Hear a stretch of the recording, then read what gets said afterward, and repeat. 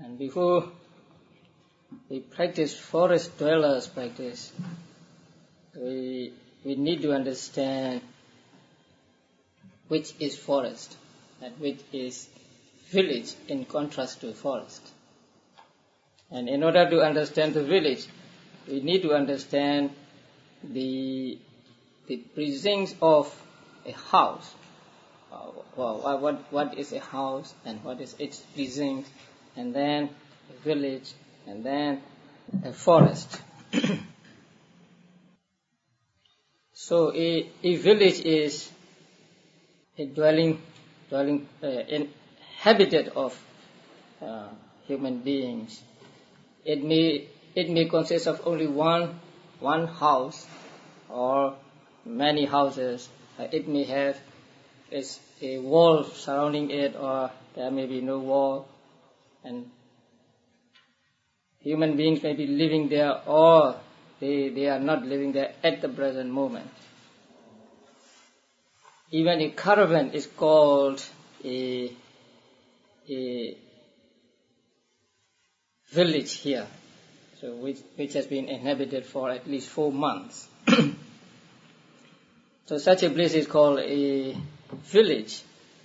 And then the Visuddhimagga describes the precincts of a village. And you'll find it in paragraph 48. So the precinct of a village is determined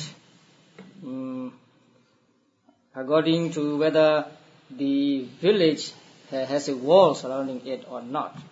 So if it has a wall surrounding it, and if it has two door posts or gate posts, like that of the city of Anuradhapura in Ceylon.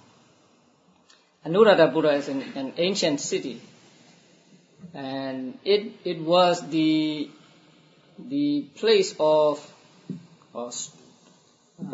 Theravada Buddhism, or stronghold of Theravada Buddhism in Sri Lanka. It was in that city that the great monastery was situated, where Buddhaghosa went and got permission from the monks there to compile a new set of commentaries. And it seems that there are two gate posts, one inside the other. So a person standing not between the gate posts, as is stated in the translation, but a person standing at the inner gate post. So gate posts may be two, one the outer gate post and the other inner gate post. So a person standing at the inner gate post and then throw a stone. And how should the stone be thrown? That there was a difference of opinion here. So those who are well versed in Vinaya said that they should throw the stone as when they want to show their strength. That means at with the maximum strength they should throw the stone, and that the place where the stone falls is the precinct of a village. But those who are well versed in Sotanta said that the stone should be thrown not in that way, but just as when you scare away the crows. So it may not you may not use much strength when you scare away the crow. So in that way you throw a stone, and the place where it falls is the precinct of a village. Now that is with regard to a village which has a wall around it. What about the village which has no wall? Then the outermost, there must be an outermost house. So from the precinct of that outermost house, one must throw a stone in the same way. So a house, precinct of a house, a village, precinct of a village. Now, someone standing at the precinct of a house throws a stone, and the stone falls, and that is village. And then another throw of a stone is the precinct of a village. That is with regard to villages that have no walls surrounding them. And outside that area is called a forest. Now, what is a forest? According to Vinaya, a forest means a place other than the village and the precinct of a village. Does precinct then just mean boundary, or? It's not boundary, it is a... It is some area supposed to belong to the village. It is not the village proper, but it is vicinity of a village, or the area of a village. I guess over here they will call it the sphere of influence. So it's an area. Yeah, an area outside the village proper, but supposed to be to belong to the village. And outside that area is what we call a forest here. So forest, according to Vinaya, is one thing, and to Abhidhamma is another, and to Silananda is still another. So we have three kinds of forest. According to Vinaya, a place other than the village and the village precinct is called a forest. And according to Abhidhamma, the area outside the gate post, immediately outside the gate post, is called a forest. So there is difference. And according to Silananda, still another. And we shall have to follow the Silananda method here. And Silananda method is a place at least 500 bow lengths from a village or village precinct. And that bow should be the one used by the teachers teaching archery, and it is strong bow. So strong bow is said to be about 4 cubits in length, so it means about 6 feet.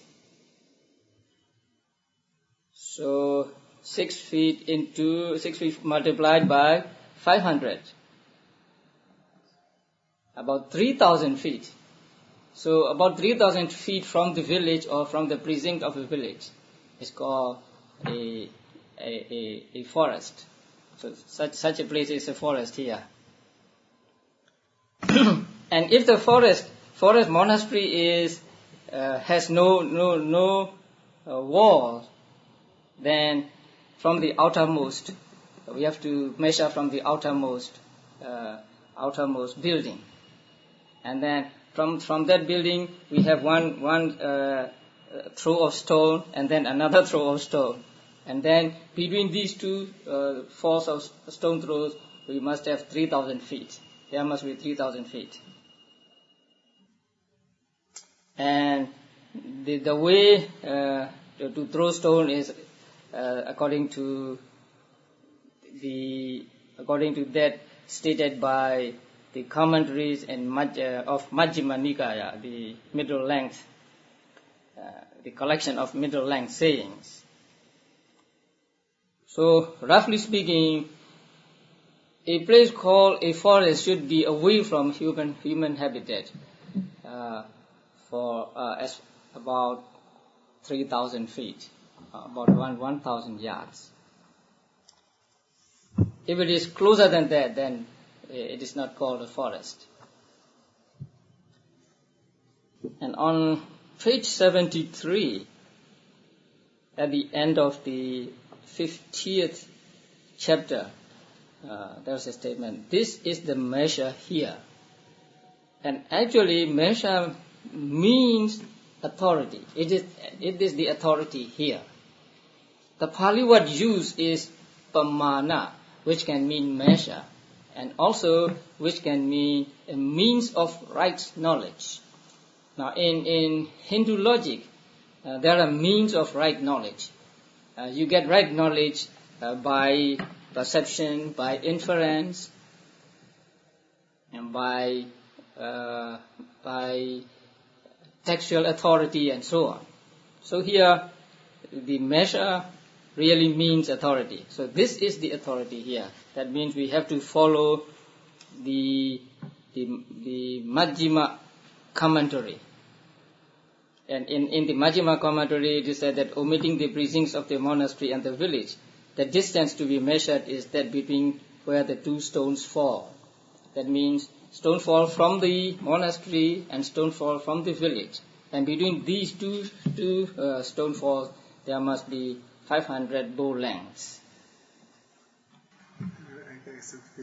I don't know anybody who can throw a stone 2,000 yards. No, it is 1,000 yards from the stone throw. Stone throw should not be 1,000 yards or 500 bow lengths. So instead of between, should say. So you stand at the gatepost of the village and throw a stone, and then the other person stands at the precinct of the monastery, a forest monastery, and throw a stone, and then between these two throws of stone there must be 1,000 yards. Oh, I see. Why does a religious document define secular something like distance, which seems to be governmental? Because that was a governmental.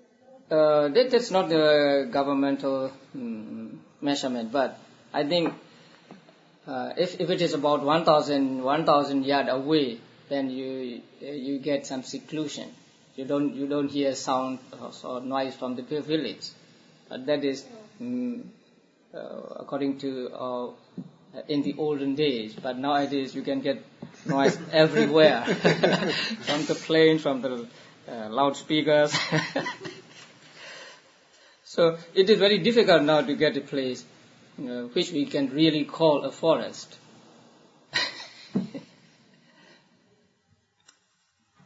And then, even if the village is close by and the sounds of men are audible to people in the monastery, still, if it is not possible to go straight to it because of rocks, rivers, etc. in between, the 500 bow lengths can be reckoned by that road, that means by the regular road, even if one has to go by boat.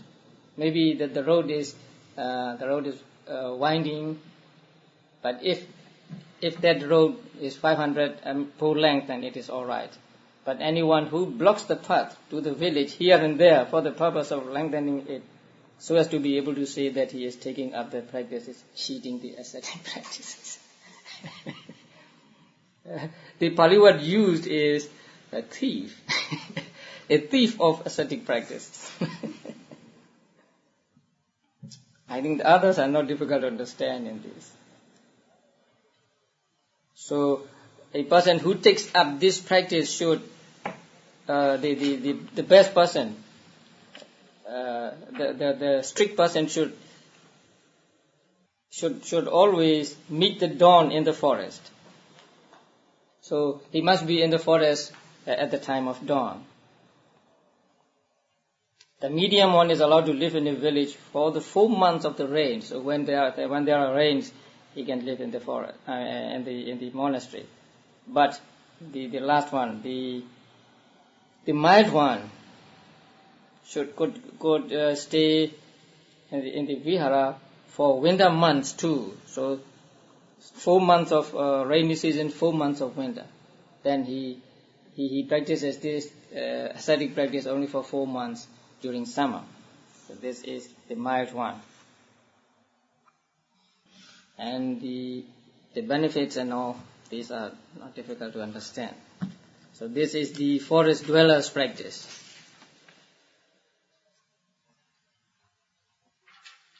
And the next practice is tree root dwellers' practice. That means living under a tree. And that person should avoid some kind of trees given here. A tree near a frontier, because there can be fighting between two kings or two people who rule those places. So he must avoid such a tree. And then a shrine tree, because people gather around that tree, and so he could not get seclusion. A gum tree, that's dangerous. A fruit tree, a birch tree, a hollow tree. A hollow tree means a tree as a hollow, so that snakes and other wild animals can live there. Or a tree standing in the middle of a monastery, because many people come to the monastery, and so he could not get seclusion. He can choose a tree standing on the outskirts of a monastery, away from the place where many people gather. So that is such a tree he has to choose. And also 3 grades. So the first one, the strict one, is not allowed to have a tree that he has chosen tidied up. So he must live there, just as it is. He can only move the fallen leaves with his foot while dwelling there. He must not make that place lovely and attractive. But the medium one is allowed to get it tidied up only by those who happen to come along. But the mild one can take up residence there after summoning monastery attendants and novices and getting them to clear it up, level it, and then scatter sand and make a fence around with the gate fixed in it. So there are always 3 kinds of people. And the moment he enters a covered place, then he breaks his practice. And the next one, living in the open air dwellers practice. So no building, no tree, but he must live in the open air. And this is possible maybe only in tropical countries or in Asia, not in this country. So he is allowed to enter the Uposatha house, means a house where monks assemble twice a month and recite the rules of Patimokkha and listen to the recitation for the purpose of hearing the Dhamma or for the purpose of the Uposatha. If it rains while he is inside, he can go out when the rain is over, instead of going out while it is raining. He is allowed to enter the eating hall or the fire room. Fire room means room where sweat room. What do you call them here? Sauna, something like sauna.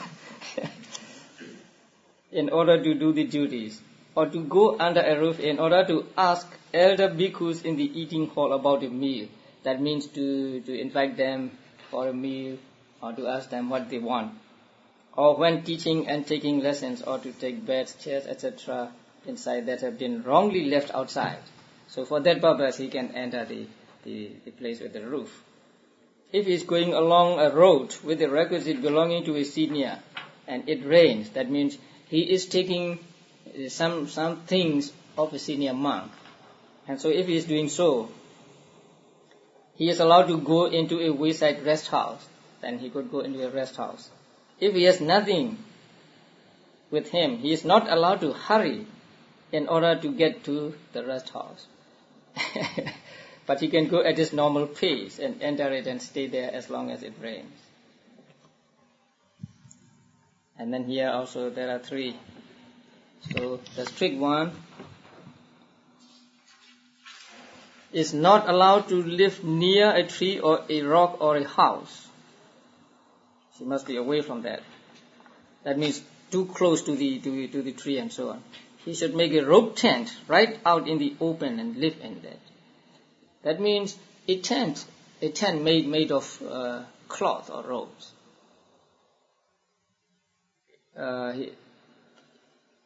It may be used to ward off wind and heat and cold. The medium one is allowed to live near a tree or a rock or a house so long as he is not covered by them. So he could live near the tree. The mild one is allowed these: a rock overhang without a drip ledge cut in it. It is something like a patio, a rock. And when the rain comes, the raindrops fall and flow away and not into. So that is such a place. A hut of branches, a cloth stiffened with paste, and a tent treated as a fixture that has been left by field watchers and so on. So sometimes they put up such a building, and then when they left, they just left this building. So he could take up that building. Then the next one, channel ground. Channel ground dwellers practice. Now, the channel ground dwellers should not live in some place just because the people who built the village have called it the channel ground, for it is not a channel ground unless a dead body has been burnt on it. So when they first build a village, then they put aside some space, some site for a cemetery. And if no dead body has yet been buried or cremated, as it is stated here, then it is not yet a cemetery. So at least one body must have been burnt there. But as soon as one has been burnt on it, it becomes charnel ground. And even if it has been neglected for a dozen years, it is so still. And a person who dwells at the cemetery has to be very careful, and he has to follow some kind of regulations. So he should not be the sort of person who get walks, pavilions, etc. built, has beds and chairs set out, and drinking and washing water kept ready, and preaches Dharma. He must not do all these things there.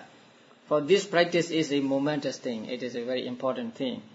Whoever goes to live there should be diligent, and he should first inform the senior elder of the order or the king's local representative in order to prevent trouble. That is, sometimes thieves may frequent that place, and they may leave something there.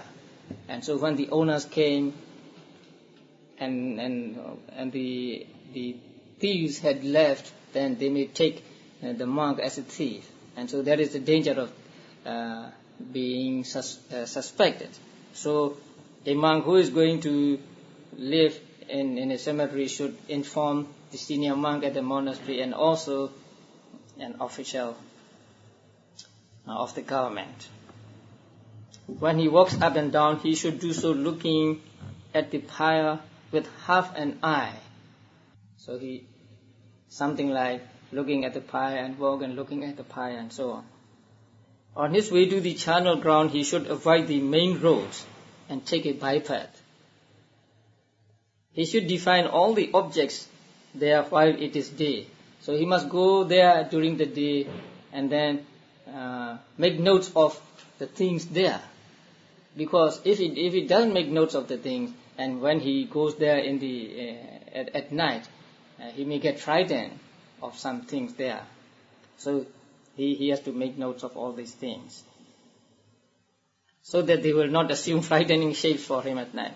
Even if non-human beings wander about screeching, he must not hit them with anything. So cemeteries are supposed to be the place of ghosts and spirits, and they may make noise. It is not allowed to miss going to the charnel ground even for a single day. The reciters of the Ankutra say that after spending the middle watch in the charnel ground, he is allowed to leave in the last watch. So the a night is divided into three parts: the first watch, second watch, and third watch. So, spending the middle watch in the charnel ground, and he is allowed to leave in the last watch. It's about from 2 to 6 in the morning. Which is the middle one, 2 to 6? From 6 to 10 is the first watch. So 10 p.m. to 2 a.m. is the middle watch, and 2 a.m. to 6 p.m. the last watch. He should not take such foods as sesame flour, peas pudding, fish, meat, milk, oil, sugar, etc., which are liked by non-human beings. He should not take means he should not eat, not take these things to the cemetery. He cannot do that either. So he must not eat these too. What's peas pudding? I don't know what that means. What is the meaning of peas? P-E-A-S-E. I don't know.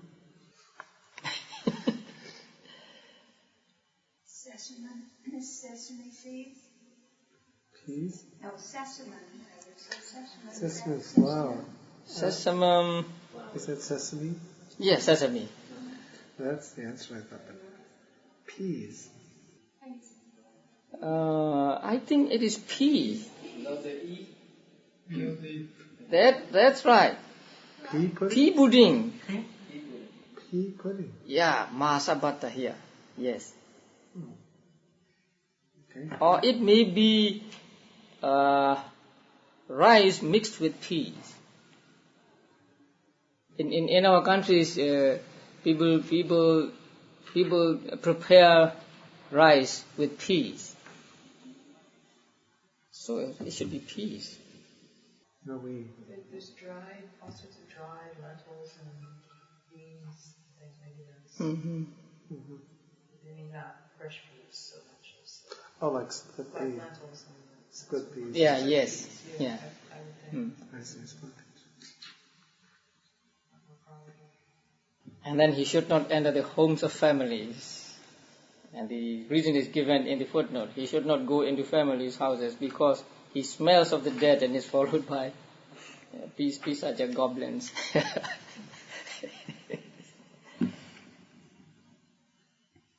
And the strict one should stay where there is constant. There's always burnings and corpses and mournings. And the medium one is allowed to live where there is one of these three: burning, or corpses, or people crying. And the mild one is allowed to live in a place that possesses the bare characteristics of eternal ground already stated.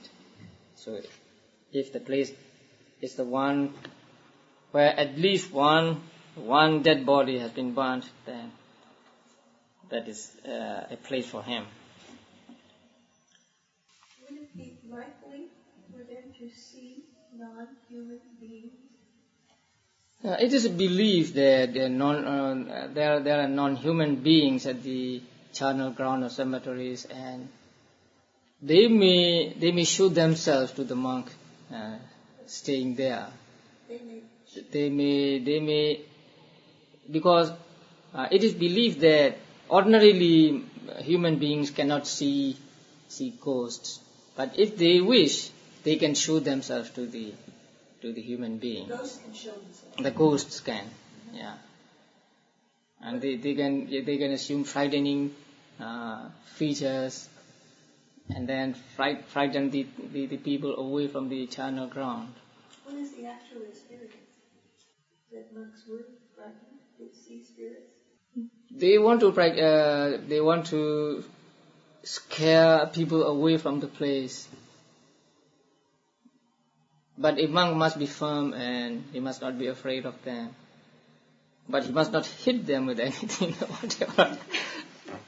If he wants to hit, he must hit them with metta, loving kindness.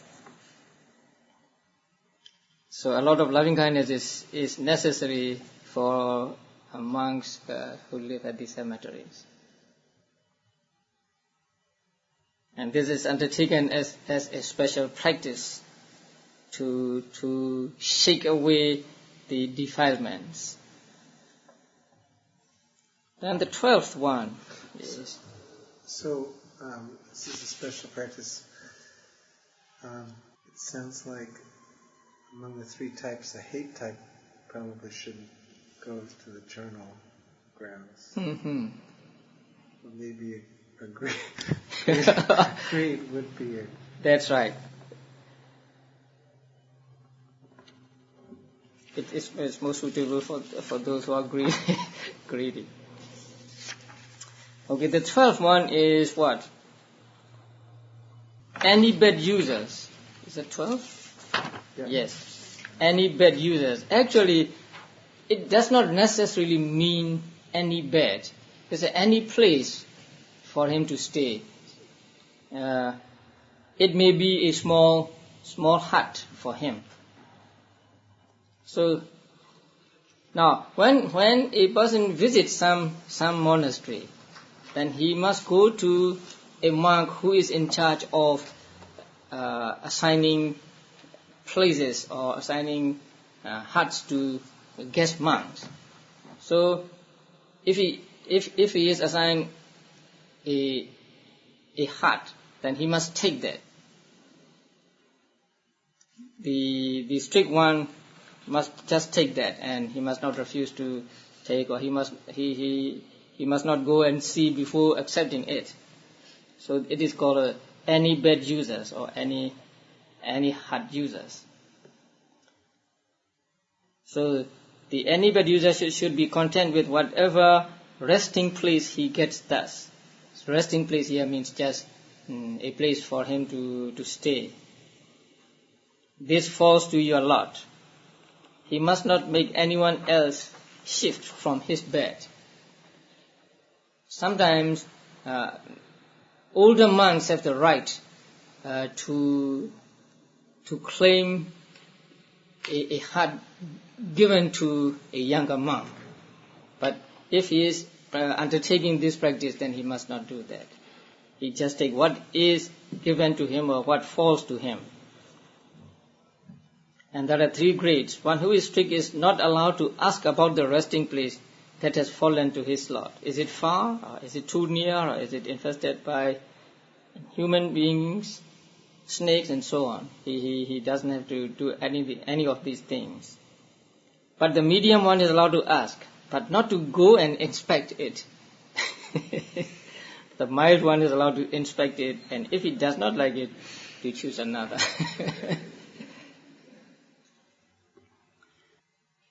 Now the last one, sitting man.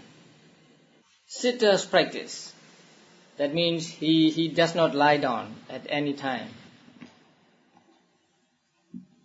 So the sitter can get up in any one of the 3 watches of the night and walk up and down.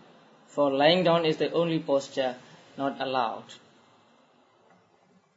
And the 3 grades.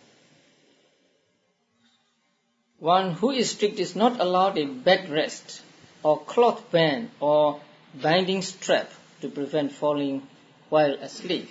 So, the backrest is obvious. It is not difficult to understand. But the cloth band and binding strap are difficult to understand. So cloth band means some kind of cloth you put around your body when you sit. Maybe something like this, so that you do not fall down. A cloth or a rope. And the other one is a band, something not necessarily a big cloth, but a band of a cloth wrapped around the body. And there is one other thing, but it is not mentioned here. That is handband. That means sitting this way. That's not allowed for monks. As a meditation posture or at any time? At any time. It's not allowed for monks.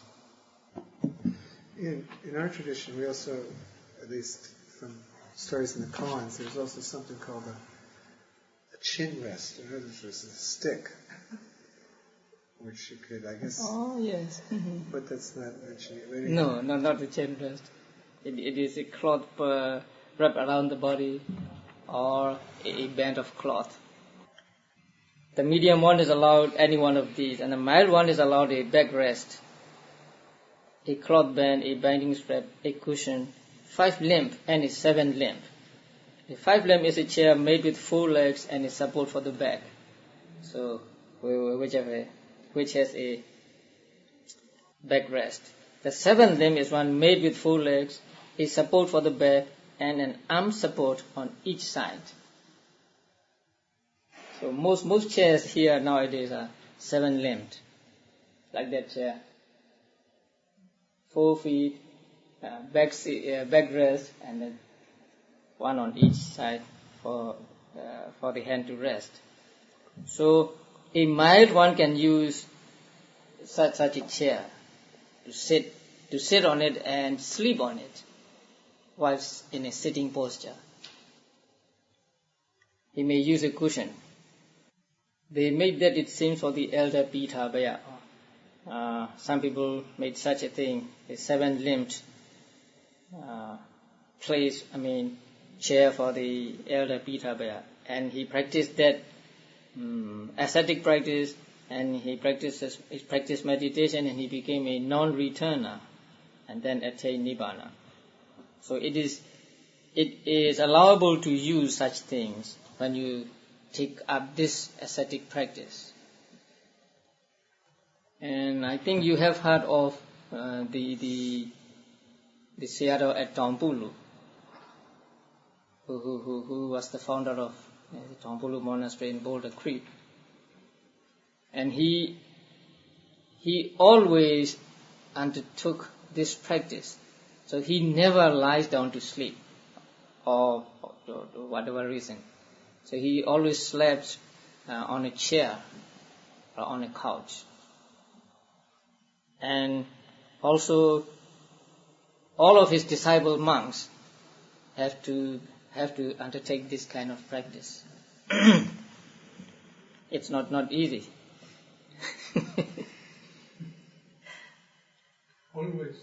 Always, yeah. So you don't see a bed there at Tampulu Monastery. You see only couches, or not couches, what do you call them? Chairs or something like that.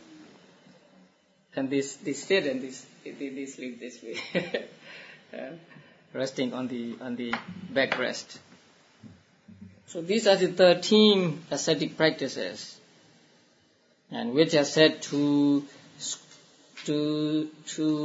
shake off defilements. So in order to shake off defilements, monks have to practice 1, 2, or more of these ascetic practices, as and when they are able to. Now we come to the explanation on miscellaneous aspects. And the first one is treating ascetic practices according to Abhidhamma. So the first one is what? As to the profitable triad. So that is difficult to understand, right? Page 79, bottom of the page. So, as to the profitable triad, all the ascetic practices, that is to say, those of trainers, ordinary men, and men whose cankers have been destroyed, may be either profitable or, in the Arahant's case, indeterminate. Now, at the beginning of Abhidhamma, all the ultimate realities are treated in triads, different triads. There are 21 such different triads. So in the first triad, it is said that there are those that are kusala, there are those that are akusala, and there are those that are neither kusala nor akusala. So to treat or to classify the ascetic practices according to this triad it is said that the ascetic practices are either kusala or indeterminate, neither kusala nor akusala. There can be no akusala ascetic practice. So when an ordinary person who has not reached any of the attainment, the enlightenment, stages of enlightenment, and also those who have attained enlightenment but not yet arahants. So when they practice, their ascetic practice is said to belong to kusala. But when the arahants practice, then the practices belong to neither kusala nor akusala, or indeterminate. So there can be no akusala in the ascetic practices. But there is someone who says, can we practice one of these practices with the evil purpose? I want to be popular with people. I want to get gifts from them, and so I pretend to be practicing these ascetic practices. Then cannot there be akusala then? So the answer is no. Even though you can live in a forest with the akusala mind, akusala consciousness, but the ascetic practice cannot be akusala. Ascetic practice means the practice of an ascetic. An ascetic is a one who shakes off akusala. So a person who does not shake off akusala is not called an ascetic. If he cannot be called an ascetic, his practice cannot be called an ascetic's practice. So ascetic practice cannot be akusala. It can either be kusala or in Pali it is called abhyagata, indeterminate. Indeterminate means neither kusala nor akusala. And also, an ascetic practice is defined as knowledge. Knowledge is called an ascetic practice also. Knowledge here means panya. Panya means either kusala or indeterminate. And there can be no panya in akusala. So since ascetic practice is taken to be panya, it cannot be akusala. It is kusala or abhyagata. So ascetic practice cannot be akusala. So only two, kusala or abhyagata. Wholesome or indeterminate. Now there are some people who say that the ascetic practices are out of this triad.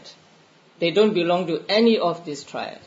So ascetic practices do not belong to wholesome or unwholesome or indeterminate.